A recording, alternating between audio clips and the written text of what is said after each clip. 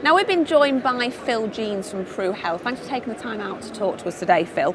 What effect has Gender Directive had on protection sales and the way that advisors and also providers do business, would you say? What we saw originally with the Gender Directive is it gave a real boost to the industry. So it gave us a sort of a deadline to work towards in terms of on this date premiums could be changing. Yeah. And as an industry we got behind that, providers did a lot of great marketing, advisors really got behind it and spoke to their clients, and it gave a real impetus and a real boost to sales. And it was at a time sort of over a Christmas period where normally sales are quite flat, so it was a really welcome boost.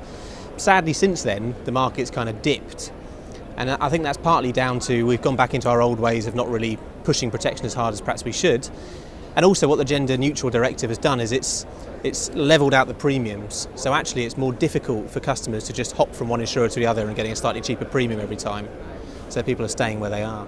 And so with regards to the sales, do you think there has been a change? And since the RDR, have you seen more advisors selling protection then?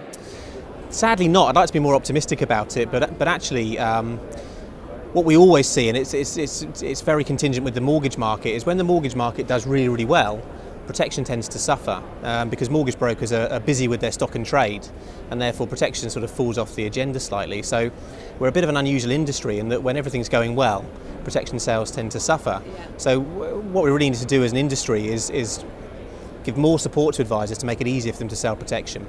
And what do you think products are going to come to market, especially surrounding critical illness cover for, say, heart disease and cancer? Yeah.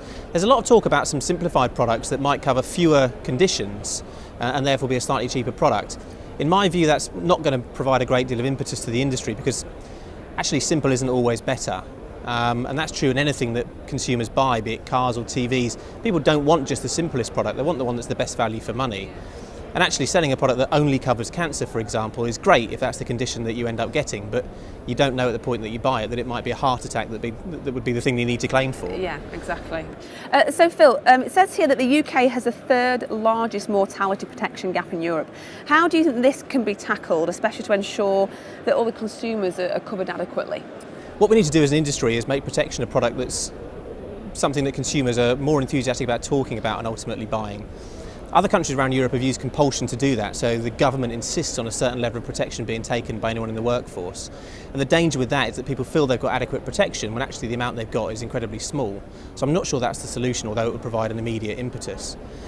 I think what we need to do is make protection more holistic. We need to talk about it in a more positive light.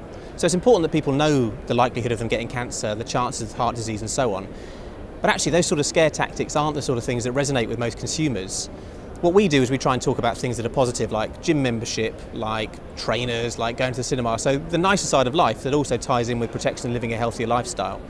And what we find is that consumers are more comfortable talking about that with their friends and their colleagues, and therefore actually spreading the message about protection sort of that way. Yeah, it makes sense really when you put it like that, doesn't it? Recently, obviously with the Scottish referendum, do you think Scotland needs a reform then when it comes to its health and welfare insurance? Not really. I mean, Scotland is very much a part of the UK. I'm glad it stayed that way. And actually what we see in dealing with Scotland is that it performs no differently to England or Wales or Northern Ireland. So they have the same challenges in terms of trying to grow the protection market, and they have the same failings in terms of consumers being a little bit apathetic towards the product. So no special treatment.